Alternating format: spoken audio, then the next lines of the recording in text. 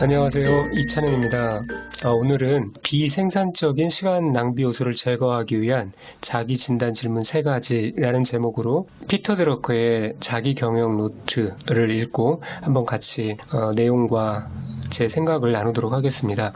시간 관리의 출발은 시간 기록부터라고 첫째 시간에 그런 내용으로 말씀을 드렸는데요. 실제로 지식 근로자가 목표를 달성하려면 그 첫 단계로 실제 사용한 시간을 기록하는 것부터 시작하는 것이 맞죠. 그런 후에야 비로소 자기 시간 타일을 알게 되고요. 소비 패턴을 알게 되고 그런 후에 그 알물 토대로 체계적인 시간 관리가 가능하게 되는 거죠. 그런데 이제 시간 관리에 이제 본격적으로 들어가서 시간을 관리를 하려면 뭔가 이제 새로운 계획에 따른 새로운 프로젝트를 집어넣고 새로운 할 일들을, 의미 있는 할 일들을 하기 시작해야 되는데요. 그러기 위해서는 먼저 시간의 낭비적인 요소들을 제외시켜야 되죠. 그것들을 제거해야 됩니다. 그래야만 새로운 일들을 집어넣을 수가 있는 거죠. 우리가 물컵에 만약에 우유가 가득 들어있는데 그 우유를 마시고 싶지 않고 생수를 마시고 싶다 그러면은 반드시 우유를 따라서 버린 후에 깨끗이 씻고 그리고 생수를 부어서 마실 수 있는 거와 마찬가지죠. 누구도 그 우유에 물을 다시 담아서 물을 마실 수 있는 사람은 없습니다. 이미 우유가 가득 차 있기 때문이죠. 그래서 그렇게 이제 시간 낭비 요소가 되는 일들, 기존의 일들 중에서 시간 낭비 요소가 되는 일들을 제거를 하려면 이런 3가지 질문을 해보면 좋다고 피터 드러커가 제안을 합니다. 즉, 제목인즉 비생산적인 시간 낭비 요소를 제거하기 위한 자기 진단 질문 3가지입니다. 첫 번째로는 이 일을 시작하지 않았다면 어떤 일이 일어났을까라고 한번 질문을 해보는 거예요. 만약에 이 일을 시작하지 않았다면 어떤 일이 일어났을까라고 질문을 했는데 별일 없어? 특별한 감흥이 없어 라고는 그런 대답이 나온다고 그러면은 그 일을 그만해도 되는 거죠. 그만해야 하는 거죠. 자, 이런 일들이 뭐가 있을까요? 제가 몇 가지 한번 예를 들어봤는데요. 한 4가지 정도요. 무료라는 이유만으로 퇴근 후에 여기저기 강의를 들어 다니는 그러한 사람이 있다고 치자고요. 제가 왜 이 생각을 했냐면 실제로 제가 무료 강의를 가끔 하는데요. 무료 공개 강의를 거기에 온 친구가 있었어요. 그런데 또 다른 공개 강의, 제가 하는 게 아니라 다른 공개 강의 현장에 가서 보니까 거기에 또 와 있더라고요. 그런 거 보니까 아마도 무료 강의라고 그러면 여기저기 주제에 상관없이 들으러 다니는 그러한 청년인 것 같았습니다. 그런데 그 청년의 태도가 좀 인상적이었어요. 제 강의에 와서도 정작 그 수강 시간에 딴짓하며 집중하고 있지 않더라고요. 스마트폰 보고 딱 봐도 강의에 집중하고 있지 않은 모습들이 명확하게 보였어요. 제 눈엔 사실 시간 낭비처럼 보였어요. 뿐만 아니라 다른 강의 현장에서도 관찰을 해보니까 똑같은 패턴으로 강의를 듣고 있더란 말이죠. 과연 그 강의 시간에 얼마나 강의 내용을 흡수했을까 생각해 보건대 의문이 들더란 말이죠. 사실 세상에 완전한 무료 강의는 없다고 봅니다. 그 청년은 자신의 귀중한 시간을 투입하고 있으므로 사실은 큰 돈을 지불하고 강의를 듣는 것이나 다름없는 거죠.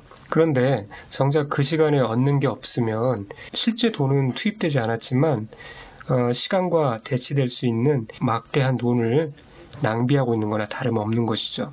그런 의미에서 제 눈에는 좀 안타깝게 보였습니다. 자, 두 번째 어떤 일들이 시간 낭비 요소가 있을 수 있냐면 굳이 참석하지 않아도 되는 인맥 교류 활동 같은 것들이 있을 수 있습니다. 인간관계가 참 중요하죠. 그 인간관계의 중요함은 의심의 여지가 없지만 그렇다고 우리가 어디에나 얼굴을 디밀어서 그렇게 인간관계를 넓혀야 하는 게 효과적이진 않습니다. 무작정 여기저기 참여하는 것보다 이미 맺은 인연에 먼저 충실해서 그 인연들을 잘 관리하는 게 순서가 아닐까 그런 생각을 해봅니다. 자, 3번째로는 또 이런 것들이 있을 수 있죠. 여기저기에서 초청받은 만찬, 파티, 그리고 세미나 그런 데 참석하는 것들이요. 여기 그 피터 드러커의 자기 경영 노트 책에서는 이런 예가 나와요. 매일 저녁 만찬에 참석해야 했던 어떤 사장의 경우를 분석해 보니까 사실은 3분의 1은 참석하지 않아도 지장이 없었으며 몇몇 많지 않은 주최 측이 자신의 참석을 오히려 달가워하지 않았고요.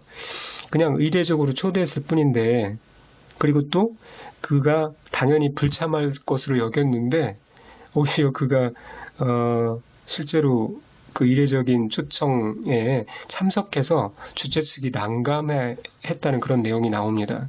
이런 파티나 회의에 참석하는 경우 참 안타까운 상황이죠. 나에게도 그리고 상대방에게도 결코 도움이 되지 않는 그러한 상황이라고 생각합니다. 자, 또 하나 어떤 게 있을 수 있냐면 비슷한데요. 다른 사람이 해결하지 못할 일이 하나도 발생하지 않는 그런 회의에 꼬박꼬박 참석하는 일이에요. 뭔가 내가 꼭 참석해야 뭐가 이루어질 것 같다고 생각하는데 사실은 전혀 그렇지 않은, 없어도 무방한, 있는 게 오히려 방해가 되는, 없는 게 도움이 되는 그런 회의 참석이 있을 수도 있다는 거죠. 간혹 권위만 가진 채 회의의 맥락도 파악하지 못하고 참석해서 다른 사람을 괴롭히는 그러한 회사의 중역, 회사 CEO의 행위는 어떻게 말할까요? 가히 정말 분탕질로 표현할 수 있습니다. 도움이 되진 못할 망정 정말 분탕질을 한다면 곤란하겠죠. 네, 이런 4가지 정도 한번 생각을 해봤고요. 이런 일을 내가 실제로 하고 있지 않나 한번 돌이켜 봤으면 좋겠습니다. 자, 2번째, 시간 낭비 요소를 제거하기 위한 자기 진단 질문. 2번째는 무엇이냐면요. 내가 하는 일 중에 다른 사람이 최소한 나만큼 잘할 수 있는 일은 무엇인가? 라고 한번 질문해 보는 거예요. 그래서 만약에 어떤 일이 생각난다 그러면 그 일을 다른 사람에게 권한 이양을 해주면 좋겠죠. 네, 그런 식으로 내가 굳이 하지 않아도 될 일을 줄여가는 겁니다. 권한 위임은 다른 누군가가 나의 일 중 일부를 대신해야만 하는 것으로 그렇게 오해하면 안 됩니다. 권한 위임은 지식 근로자가 중요한 일에 집중할 시간을 확보하기 위해서 자신이 직접 할 필요가 없으면서 다른 사람이 나만큼 할 수 있는 일들을 다른 사람에게 위임하는 일을 말합니다. 그런 일이 뭐가 있을까요? 만약에 내가 중역인데 해외에 출장 갈 일이 있어요. 그런데 사실은 내가 굳이 가지 않아도 돼요. 그런데 그냥 좀 바람 좀 쐴 겸, 그리고 또 해외 출장에 대한 욕심이 누구에게나 좀 있죠. 여권에 도장 찍는 그 재미로 또 해외 출장을 가시는 분들도 있는데, 그런 여권 도장에 욕심 부리기보다 만약에 부서 내 신입사원에게 그런 기회를 주면은 어떨까요? 내가 그 신입사원이라면 정말 발바닥 땀나도록 더 열심히 일하고 시장조사하고 그리고 준비해서 돌아와서 리포팅을 할 것 같아요. 그게 그 신입사원에게는 성장에 좋은 기회가 되겠죠.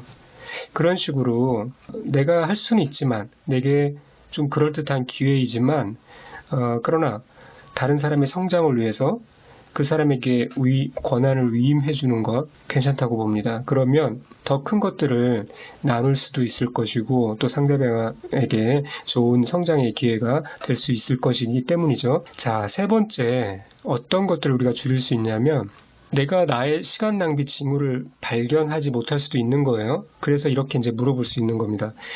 내가 하는 일 가운데 당신의 목표 달성에 아무런 도움도 되지 않으면서 당신의 시간만 낭비하게 하는 일이 무엇인가, 그런 게 없는가 라고 한번 질문을 해보는 거죠. 그래서 내가 미처 파악하지 못한 나의 시간 낭비 요소를 한번 알게 되는 거예요. 상대방의 어떤 시각, 그런 의견을 통해서. 자, 그런데 이렇게 만약에 내가 상사인데 부하에게 이런 질문을 했을 때 부하가 대답할 수 있을까요? 네, 거의 대답을 얻지 못할 가능성이 크죠. 이런 질문에 솔직한 대답이 나와도 또 상대방에게 보복을 가하지 않을 만큼, 나쁜 마음을 갖지 않을 만큼 그런 내 그릇이 돼야 하고요. 또 상대방, 이런 질문을 받는 상대방 입장에서도 이런 질문에 두려움을 느끼지 않을 만큼 그런 사내 환경이 소프트해야 하는 거죠. 그런데 이제 꼭 질문을 듣기보다도요, 사실은 이런 질문을 하는 순간, 그런 자세를 갖는 순간, 그런 자세를 갖는 것만 해도 사실은 내가 직감적으로 상대방의 시간을 빼앗는 해서는 안 되는 짓들을 깨닫게 되는 거죠. 상대방을 생각하고 그런 질문을 한다는 그런 상황만 생각을 해도요. 자, 그때 뭔가 마음에 걸리는 일이 생각이 난다 그러면 그 일을 안 하면 됩니다. 그 일을 제거하면 됩니다. 그러면 분명 그 사람에게도 상대방에게도 도움이 될 뿐만 아니라 내 시간도 절약하게 되는 거죠. 자, 이상 3가지 질문을 해봤는데요. 이 질문들은 비생산적이고도 시간을 낭비하는 활동들을 찾아내서 가능한 한 그것들을 제거할 필요가 있을 때 피터 드러커가 추천하는 유용한 질문들이에요. 잘 활용했으면 좋겠고요. 그렇게 해서 수많은 시간 낭비 요소들을 제거하고 또 목표 달성 능력을 높일 수 있었으면 좋겠습니다. 다시 한번 3가지 질문 한번 생각해 볼까요? 첫째, 이 일을 시작하지 않았다면 어떤 일이 일어났을까? 둘째, 내일 중에 다른 사람이 최소한 나만큼 잘할 수 있는 일은 무엇인가? 셋째, 내가 상대방에게 질문해 보는 거예요. 내가 하는 일 가운데 당신의 목표 달성에 아무런 도움이 되지 않으면서 당신의 시간만 낭비하게 하는 일은 없는가? 라고 질문을 해보는 거죠. 자, 그래서 우리가 실제 구체적으로 좀 더 중요한 의미 있는 일을 하기 위해서는 굳이 하지 않아도 될 그런 불필요한 일들을 제거하는 순서가 필요하고요. 제거를 할 때 그런 제거해야 될 일들을 발견하기 위해서 스스로 질문해보는 그 3가지 질문 영역들을 한번 살펴봤습니다. 이렇게 해서 다음 단계의 시간관리, 할 일 관리 스텝으로 잘 연착이 되었으면 좋겠고요. 자, 이상 마치도록 하겠습니다. 오늘도 좋은 하루 되시기 바랍니다. 감사합니다.